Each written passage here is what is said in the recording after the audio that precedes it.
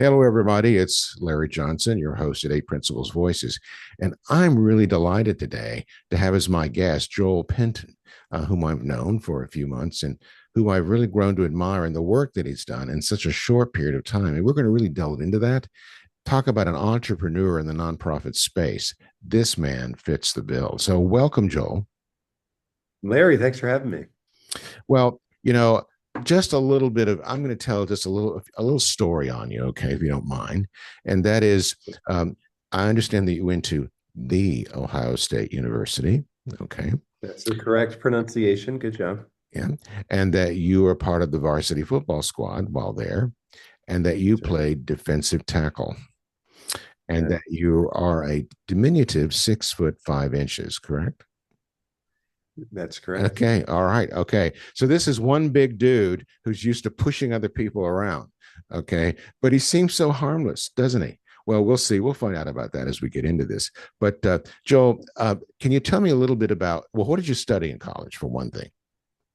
Well, in college, I studied strategic communications, which I had when I went, I said, I believe I'm going to be going into ministry.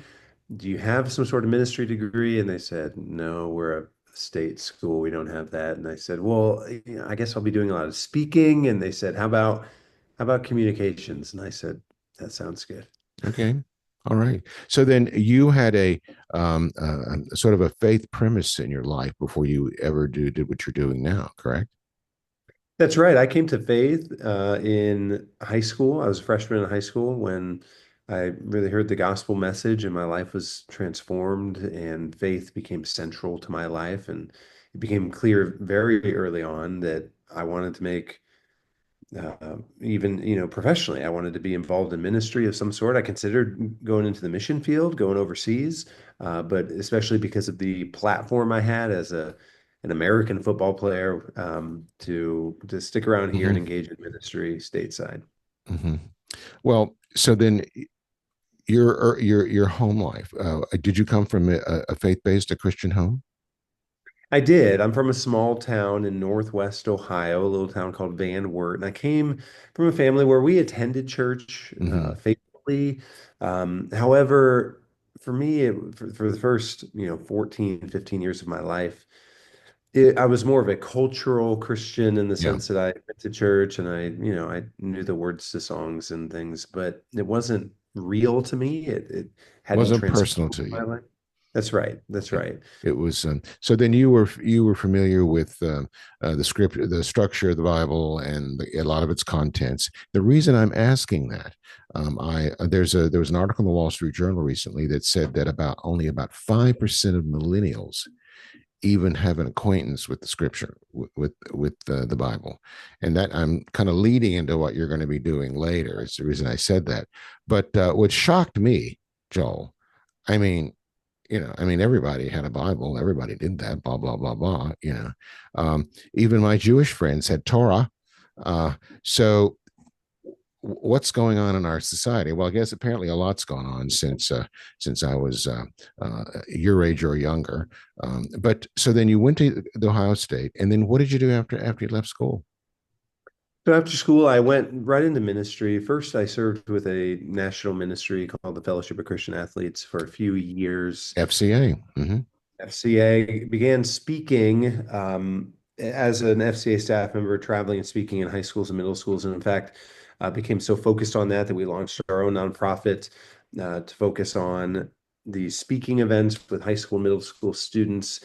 And in fact, that grew and into a speakers bureau, which continues to this day. And so did all of that for about 12 years before starting yet another ministry, LifeWise. Okay. All right. So when I met you, it was through a referral through a couple of other people, and I was really intrigued about the way you're structured. And I've been in nonprofit life for 40 years, both faith-based and secular. And as a rule, nonprofits are not terribly innovative. They tend to be on the other side of that spectrum with everything that they do. But you don't fit that mold.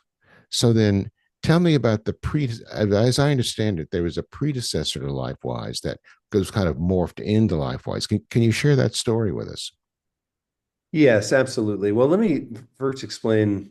Well, I'll just tell you the story. Yes, Tell us the if story. you I love stories, Joel. They're very engaging. right. What well, as I mentioned, I was doing this traveling speaking ministry and I was leading the speakers bureau. I intended that that's what I was going to do for my life. But then I was in my hometown. I live in Columbus, Ohio now. I was in my hometown of Van Wert and I ran into an acquaintance who said, Joel, I'd love for you your name came up. We'd love for your help with our released time program. And I said, what is that? What's What's released time? that? Yeah, Is it out never of heard prison of for the this. day? I mean, the out of prison. Right. Is it a prison ministry? He said, well, it's a program where we pull kids out of the public school building Mhm. during the school day. We teach them a Bible lesson, and then we take them back to school. And I said that sounds illegal. I don't think you can do that. That Yeah, how do you do how could that? this How do you be make that work? right? And he went on to explain that the Supreme Court has ruled on this. It's called release time religious instruction. There are regions of the country where it's utilized much more, especially in the LDS, Yes, I see Utah that and out here. You see right, the public school building and this little brick building called an LDS seminary right, adjacent to it. And when I first moved out here, I wondered, what's that all about? And it right, wasn't until I met you that it clicked. right. Well, in most of the country, people have never heard of this concept. And I had not, and I was in ministry to public schools. If anybody would have heard about this, you'd think it'd be me. You would think. Well, come to find out, they started this program in my hometown and it was having an incredible impact. They had over 95% of the entire elementary school was enrolled receiving Bible education as part of their public school day. The way they would do it is two classrooms at a time would be released. They'd walk to the next door building that they had renovated for this purpose. They'd get a Sounds Bible like lesson. sounds like out here. Exactly, exactly. And they were seeing an incredible impact. And their question for me was, how come more communities don't have this? When we tell people in other communities that they've never even heard of this, how could we see something like this spread?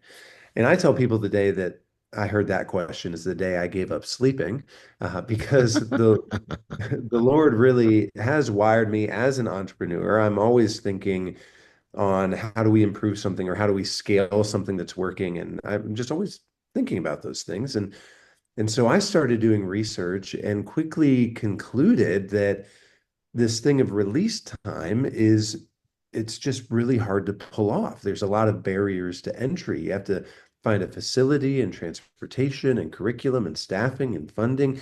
And it's only those organizations that have all of those infrastructure Yes. things in place, like the LDS church, or like in some of the very focused kind of Catholic communities or even Yes. Jewish communities.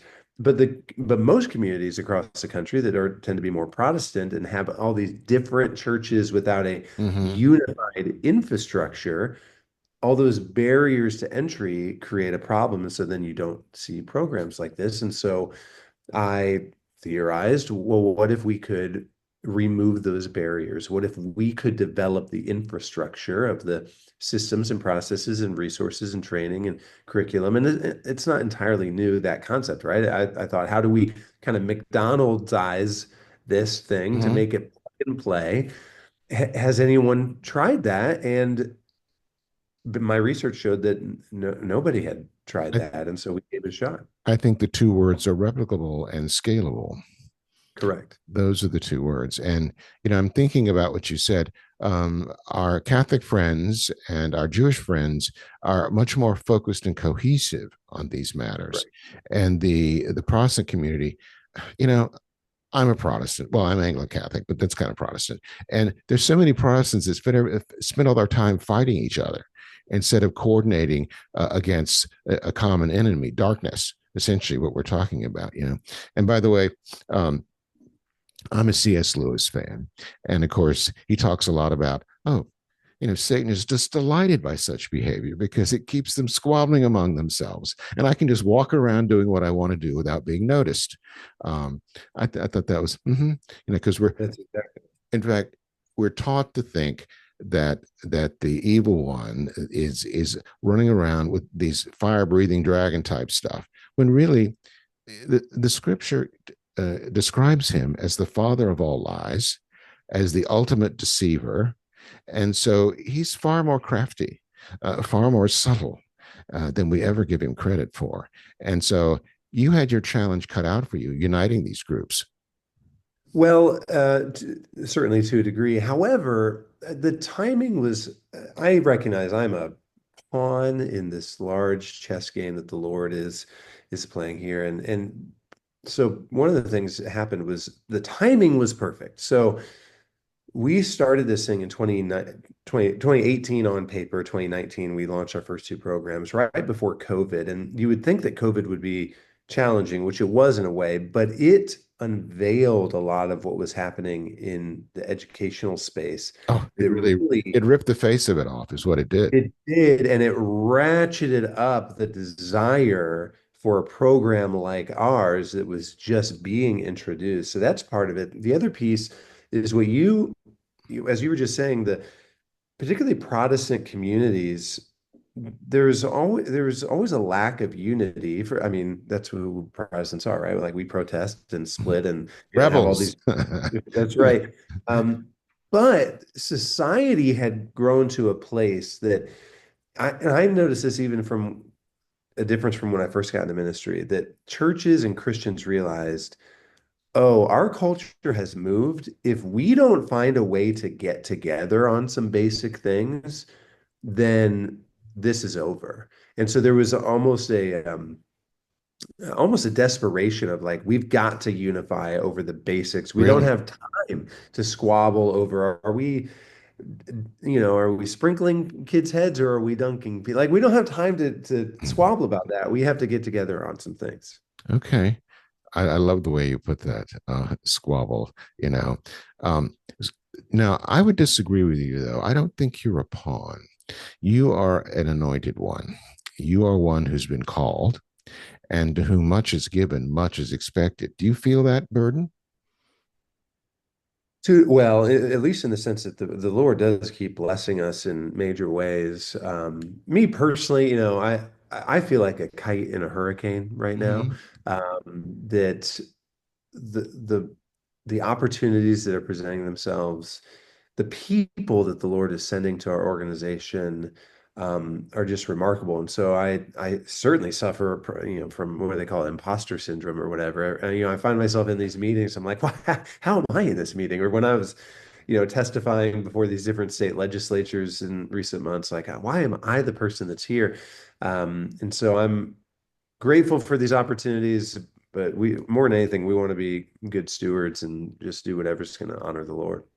Well, I think I can, because I do want to focus on this personally with you. Um, um, uh, uh, God would not be able to use you unless you were willing.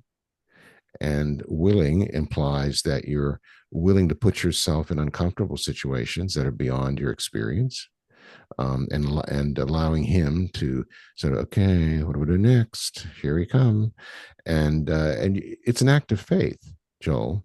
I mean, but also there's this entrepreneurial. I'm going to go back to that again. You're willing to challenge doing things in a typical way. You see, Yeah. and by the way, if we go back and we look at the example of the earth example of Jesus, he was always willing to challenge the established wisdom. Now, he wasn't a heretic. He wasn't proposing people the baby with the bathwater, but he challenged traditional and conventional logic and expression. And by the way, that earned him some pretty serious enemies.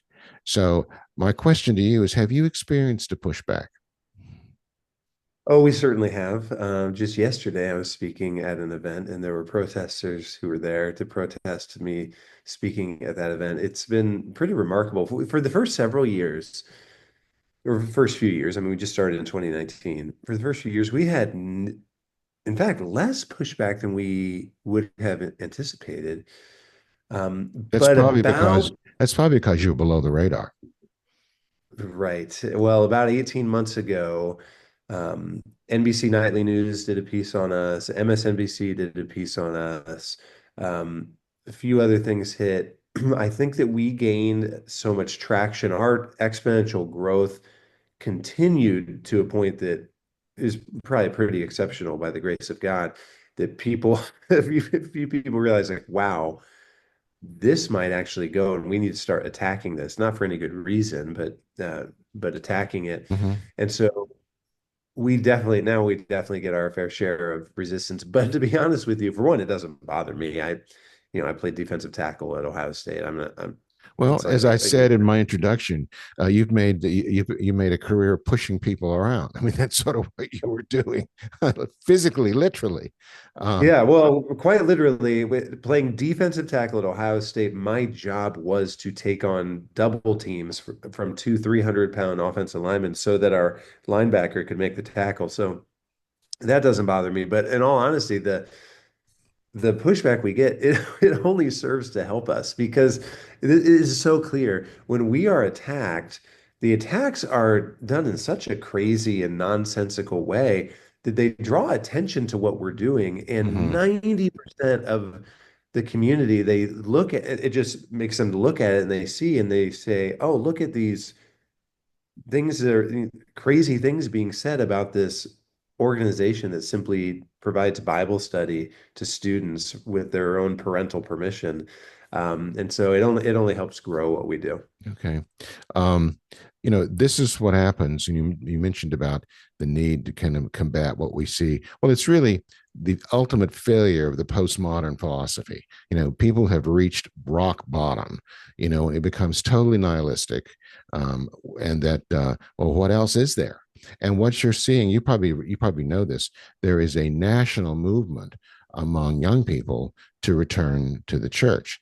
In fact, there was an article in the Wall Street Journal just recently that young people are converting to Catholicism in record numbers, young people, and they're doing it through the traditional approaches. They want to learn the Latin Mass. They want to do this. They want to return to the traditional church teaching.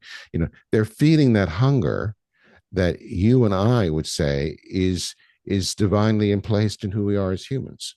We want to be in relationship with God, and so they're feeling that. They don't feel there's any other place, so they're actually returning that. And have you heard that these people are returning to the church like this, that age group?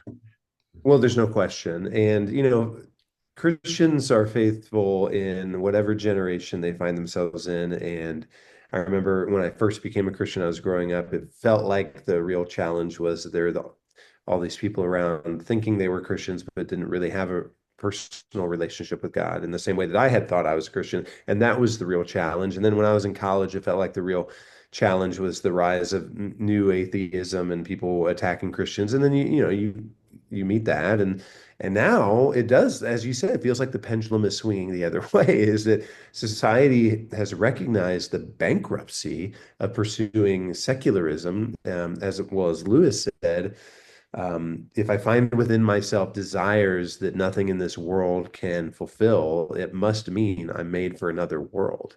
And I think that's what our society is realizing right now. And so they're turning all sorts of places. There's plenty of weird things out there right now as well, Yes. weird spirituality. But one of the places they're looking is the Bible. In fact, I just heard a story of people showing up at a Christian bookstore saying, I want to buy a Bible because all my friends are reading this Bible and I don't have one. Can I buy one? This kind of resurgence in creativity or curiosity of the things of God. And so yet another reason why what we're doing, which of course we would be pursuing this mission in whatever generation we found ourselves in, but the timing, it seems just so right, as you have many parents who are now waking up to, oh, I haven't given my children that aspect of spirituality that I now think would be good, and they can quickly sign them up to participate in our program, LifeWise. Hmm. Well, when I was in school, and that was a while ago, um, this country was at a very different place. And Christianity, it was unchallenged that this was a Christian country, and that all the institutions sort of supported that, and you were sort of cocooned in that. I mean, of course, my parents are believers, and that's was expected, and I have my own faith experience and all that. But it was a lot easier. in that regard. Um, Now, I want to talk about the growth you've experienced, and then I want to go back and talk about how this all started. Now, you've experienced what I would consider almost exponential growth, which is akin more to a tech startup than a Bible study. All right. And especially among teenagers or whatever age group you're going for. Okay. I mean, you're pulling them off their phones or something. By the way, one little, have you thought about digitizing this thing and putting it in an app? There's plenty of conversation about Uh how we huh. might utilize I knew technology it. in a variety of I ways. knew it. I knew it. Okay. You didn't have to tell me anything that's proprietary, but I just wanted to say, oh, okay. So now, how did you get this going? You had someone that you said was an interest, but nonprofits are not known for being risk takers. They're not known for jumping off a cliff with somebody who has an idea. So, how did you pull that off? Well, that's an interesting question. Well, a perfect storm of factors, one of which I had been leading this other ministry for a dozen years, and I, by God's grace, had seen fruit, and we were sustainable, and we were in a sense we had earned the trust of the Mm-hmm. Christian community, and had a fairly broad network. And so when this new idea landed, I was able to go to that network, and I wasn't a new guy; it was a new idea, but I was here in Central Ohio among people who'd known me for, I've been here half my life. You were a And known person with a new idea. correct, Okay. particularly in the Christian community. And so when I was going and meeting with people saying, I think this is a great idea, even if it maybe did sound a bit crazy to people, because there were certainly people who said, Joel, the Supreme Court ruled 70 years ago, if this thing was going to work, it probably would have worked better in the last 70 years, And did you say to them, "Have you visited the West lately, where the LDS community is in pretty much force?" Well, right. And so that was the case I had to make, was that it hasn't been tried where it has been tried this way with a unified infrastructure, it has worked. It Yes. hasn't in most communities, but it was, the credibility that had been earned over the course of many years, which helped us at least get started. And Hmm. then once we just got that initial start, which is in some ways the hardest part, got that initial start, and the concept was proven. That first year we launched in two schools and they went great. We survived COVID, and so we had enough that the concept was kind of proven. Then it's been kind of off to the races. Okay. Well, now, part of what makes a nonprofit go, of course, is that stuff called money, which people tend to either have love-hate relationships with money. They either attribute too much to it or not enough, especially our faith-based brethren. They either make it the evil man or they think it's something you have to be avoided. Or we're going to get richer if we're more faithful. It's these bizarre kind of perturbations. Anyone can look on GuideStar and look at your finances, and you've done quite well for yourself. You've had some pretty hefty growth. So you obviously are doing something right, at least short term, in the fundraising community. You've got all this initials response. Um, did you have like a core board that spring loaded you? I mean, ultimately you want broad support, but you had to have something to start with. Was it the board that you assembled? Well, the board's been helpful, but it has felt a bit like a tech startup. You've compared it to that. It feels like almost every year we're going to investors and seeking out new investors for kind of, round A, round B, round C. And that's in part because we have a very clear vision, and we recognize we are doing something new, we are doing something somewhat innovative, and we have a clear vision, and we're building to scale. We're building out the infrastructure to a point of self-sustainability. Mm-hmm. And so having a very compelling mission, I don't think that can be downplayed. Oh no, that's What we're critical. doing is exciting, right? I mean, it is exciting to think Yes, it about is. Bible getting back to public school students. So the compelling vision, then the clarity of, I guess, what you'd call the business model, that we're building out the infrastructure to reach sustainability. that, and then of course there's a variety of other principles that we use in tactics and different things, to for our fundraising. But th those two pieces make us, I think, an attractive investment. Well, I love your use of the term investment because that's what it is. I even call donors investors. I get away from that as much as I can. Sometimes I can't use that term because then people go, "Huh," and I have to make that leap. But you said something that I want to go back to. You have actively gone out and sought to establish relationships with key principal investors whom you think would have an interest in this project. That's what you've done. Okay. Right. And obviously, more times than not, you've received a positive response. That is what you've done. Okay. You have deliberately sought out people who have disposable income or means to get you where you are today. I want to make sure the audience understands that, Yes. because what I tell people I've been in the fundraising game for 40 years, and you need both large and small gifts. You need the large gifts because they give you scale, and you've obviously experienced the scale. But as you grow, you're going to need more and more of the renewable small gifts because they give you the legitimacy that is critical as you go forward. Because what you want to see over time is a very, very high overall renewal rate because that says you're healthy. One thing that a lot of organizations do well, I don't know if you know this or not, but the national renewal rate, well, it's just around 40% actually, when you include everybody in it. That's pathetic, Joel. Think Mhm. about that. As a businessman, how could you lose 60% of your customers every year and stay afloat? It'd be Yeah. tough. Right. And so you can understand the what they call donor fatigue from the principal investors, and then the turnoff from the smaller people when there's not this sort of culture in place to bring them in and make them a part of what's going on. Now, you've obviously at least partially solved that problem. Is there anything secret that you're doing that you could share with the rest of us? I don't know if I'd call anything we're doing secret, but we are very clear. So we talk about clarity all the time. The saying we have around here that was taken from somebody else, I don't know where we got it from, but it's clarity breeds confidence, confidence breeds commitment. Oh, I like that. And Let's say that again. Clarity breeds confidence. Confidence breeds commitment. Can I use that in a future blog? please do. Please use it. And the story I give, because now we have the local program staff and we train them on fundraising. And I just tell them the story or this example. I say, if I'm moving and I need help, and I have a friend who played football at Michigan State. He's got a truck. He's a big guy with a truck. So he's who I want to help move, right? His name's Justin.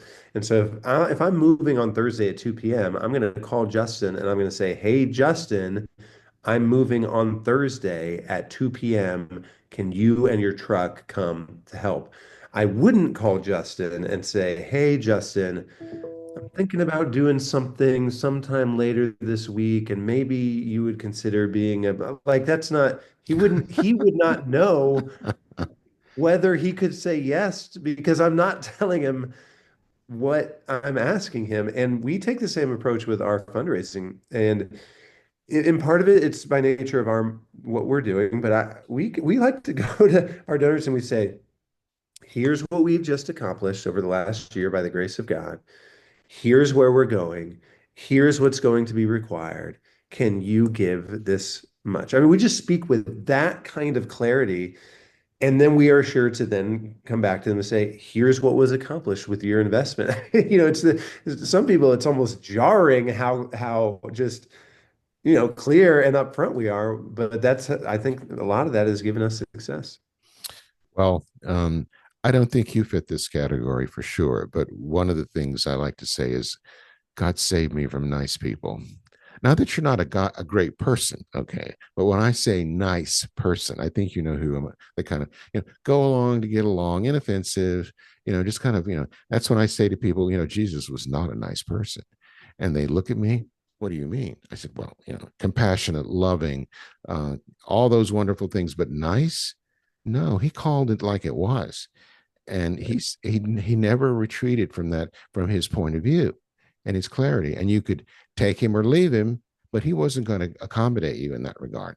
And of course, as we know, he generated some serious enemies. And of course, you've already mentioned that you. So these protests, they just sort of come and go. I mean, have they really gotten out of control or anything yet? No, nothing out of control. I mean, there's an online group Ah, formed to kind of protest against this, but then they occasionally show up at events or things. I mean, we had a big summit with all of our staff. We had over 800 people come from around the country, and we were doing this training. And then there were like a dozen people that showed up across the street with handmade, protest signs and whatnot. So when you look at the 800 joyful LifeWise staff inside the church singing praise songs, and then you have a dozen angry people all across the street, it's not a major comparison. It's well, it's like you said. I think the biggest probably buzz are what I call the internet idiots, the people who are nameless and anonymous, and who feel have that cover of anonymity to say whatever they want to say, and to protest you that way, I presume. Um, so yes. so then you're in year 5 of this project, correct? Or year Let's see, 6? we launched in 19, uh, I guess, yeah, this is our fifth school year. Okay. And you're currently in how many states? Oh, I'm sorry, not fifth school year. It's more than that. The math is confusing, but we are we launched our first programs in 2019, in the fall of Okay. All 2019. right. So you're Um, but we this year we closed out the year serving 585 schools across 28 states. We are confirmed next for the fall already in 978 schools across 33 states. But that number changes daily. okay. You have to have a pretty serious field staff going about getting approval for these things. So let's say you want to have a plan in, you know, Everyday USA out in Iowa. Okay. What would be your first step to secure that? So we have a 10-step process to launch a local LifeWise. And the first step is for the local community because we're committed to being local community driven. We provide the resources, but the communities provide all the manpower. So the first step is to gather 50 signatures, basically a petition, what we call community interest list. So somebody in, I can't remember the made up name you just Well, used in whatever it Iowa. was, small town USA. Yeah. All right. A small town. I put Iowa in my head. That's funny. Well, that's what it In was, Iowa. okay, Because people small often, town. by the way, people often confuse Iowa with Idaho. Oh yes. And there's, well, it's almost a, what, 800-mile difference at least, maybe 900. Um, yeah, I've had people, oh, no, no, this is Idaho. So go ahead. Yes, Anyway, so, very different. so there So has to be the local first step support. is the first step is signatures, 50 signatures, and it's like a petition, but it's not petitioning the school per se. It's honestly petitioning us to engage with the community. It's us saying, "Hey, show us that there's 50 people in your community that want to do it." The magic of that is that that becomes the initial database. That's where from the group from which we will be able to form a steering committee. We'll eventually be able to find volunteers. We'll eventually be able to find donors because that list will continue to grow and grow throughout the entire process. But it starts with 50. From there, we could do a steering committee. We formulate a plan. And after we've already formulated a plan, raised a few dollars, have a committee, have a bunch of signatures, then we train the group to go to the school to talk to the school about what it would look like to move forward. And once we're able to do that, 90% of the time, it's successful. The school agrees and we proceed with the T minus Mhm. plan. Well, it's, I was told by um, one of my first bosses in corporate world, Larry, if you've got an idea and you're pursuing it and you're really focused, very few people will stand in your way. You know, Hmm. it's when you go up there and him and haul around that. But here's what I want to do. Here's how I'm doing it. I got the resources for it. Very few people will just stand up and try to block you. But then I want to mention something else because people I know, but I want to make sure other people know this. You have created a central infrastructure that actually gives support to these people. You have a single CRM that's scalable, that's been Right. adapted for their use. That alone, the latest stats are that most nonprofits, what is it like?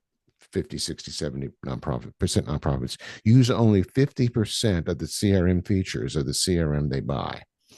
Now, that is one of my pet peeves are these tech companies that sell solutions when they're really selling tools to digitally naive people who think it's a solution and it's not. Of course, there's that latest buzzword, AI, and that's the end all be all. But you've provided that back end, you see, so they don't have to go searching for it. You provide them with a tool that's immediately adaptable. I like that.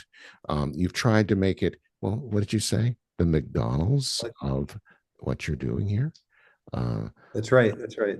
Yeah, and that's been our understanding is that was the nature of the task is that we know release time works, but the nature, what we need to accomplish is something that is plug and play, something that's repeatable and scalable. And so we've tried to go to the extreme. Any barrier we can remove, we want to do that. And so, yes, the entire backend system, the entire HR system as well. When a local community gets up and running with a local LifeWise program, if they decide to hire a director, hire a teacher, and pay them, we handle all of that backend stuff. They're hired onto our payroll. Now they'll raise the funds locally, but we handle all those details. The curriculum, the online training, the every possible template you can imagine for your enrollment efforts, your fundraising efforts, all those things are provided and people receive training on again because we think the challenge has been it's just been too hard. So we try to make it easy.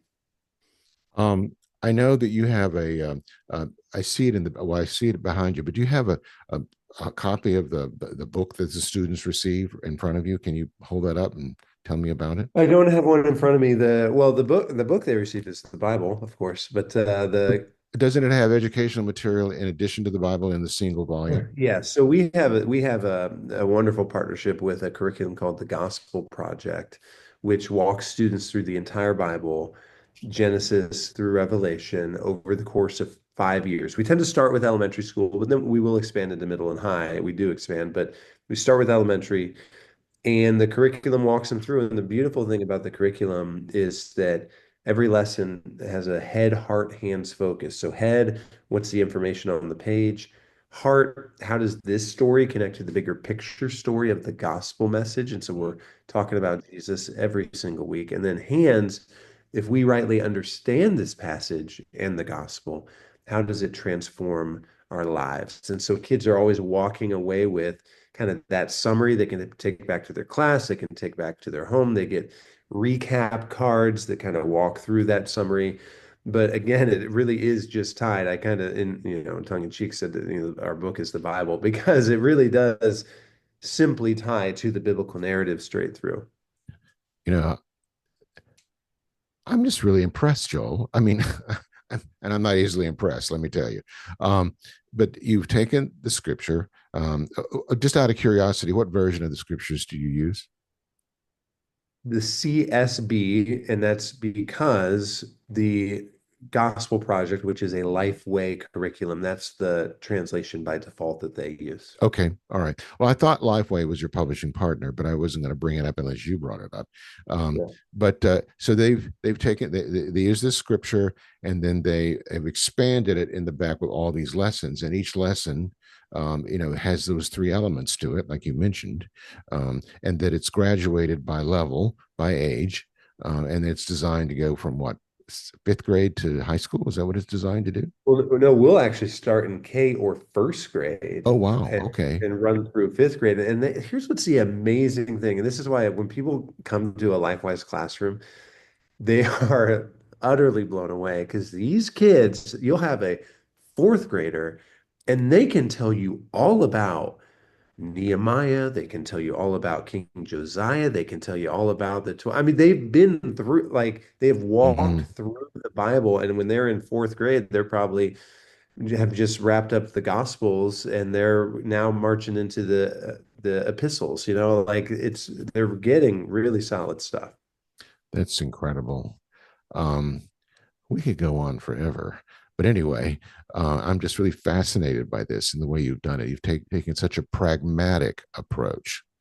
That's what I like about this. Everything that you say is very pragmatic. You're businesslike, you're forward looking. You know, you've got to have infrastructure, you know, you've got to have clarity. Of course, you have purpose and focus. But you must have an incredible board behind you, Joel. We do have an incredible board. Um, we've got a pastor who our board chair is a pastor. We've got business guys who spent time in ministry. The one of the members of our board is one of the founding board members of the group in my hometown that kind of inspired the start of LifeWise. But probably more than anything, they are faithful men who are praying, who are always a phone call away. I tend to be a guy that I like to move fast. And so when I bump into an issue, I don't tend to put it on a list and wait for the quarterly board meeting. I immediately think, who on the board could best speak into this confusing situation, and I just get on the phone with them. And they are a group of guys that are quick to pick up the phone and yeah, counsel through difficult situations. Wow, Joel. I think I'm getting envious because I've just been working with an organization recently that is the antithesis of what you just described to me in terms of a board that is, if not physically incestuous, it's intellectually incestuous, and the executive is like always one step to remove, and they can't do anything in a hurry. Well, our next board meeting is X. Well, meanwhile, the building's burning down, or something to that effect. And I mean, yeah, and no matter how much you beat on these people, and I've done some recently, I can be nasty, Joel, if I need to be, and they just don't get it. I mean, I finally said, I'm done with this. I mean, I cannot exert any more emotional energy because and they're in a position to lose a pretty substantial investment, and it looks as though it's going to go south. And I'm just really, really well. I mean, it's a shame. It's really a shame because they're doing good work, valuable work, and yet it's they're their own worst enemy, Joel. Um, Well, I wonder again, the Lord has orchestrated this whole thing. I see my experience in athletics coming out in a lot of things because in co Division One college football, people aren't waiting around for things. no, they're not. I mean, that's not a thing. You have a game that you need to win, and you do what you need to do right away. And there was a saying. I was a wrestler in high school, and this will maybe sound bizarre to any of your listeners who aren't into kind of physical, almost violent type sports.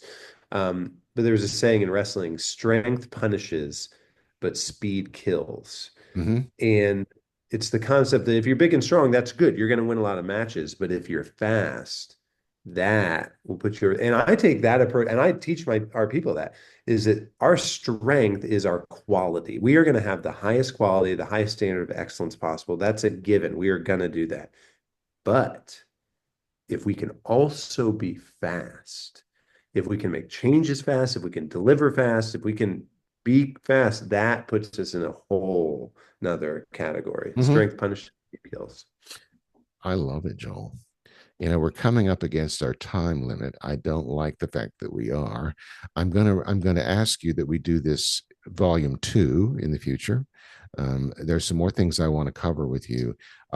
You're doing it right, Joel. God bless you, for one thing. And I think there's a lot more in store for you.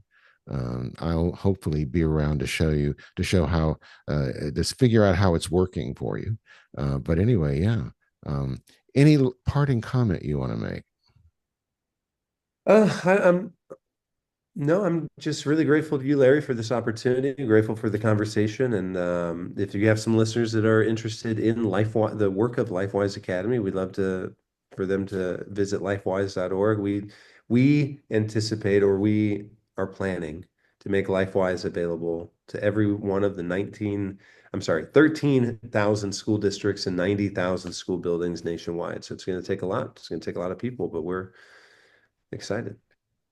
Well, I like those big, hairy, audacious goals, as was coined by another author. I really like that. So they can simply go to LifeWise Academy or lifewise.org. LifeWise.org. Of course, we own LifeWiseAcademy.org as well. So either one will get you there. Okay, lifewise.org. It's a pleasure, Joel. Thank you so very much. Thank you, Larry. This has been great. We're going to do this again. I'm not done, but I want to thank everyone for viewing today. And if you have any questions, you can always reach out to the 8 Principles, to me, or to Joel at lifewise.org. Thank you for viewing.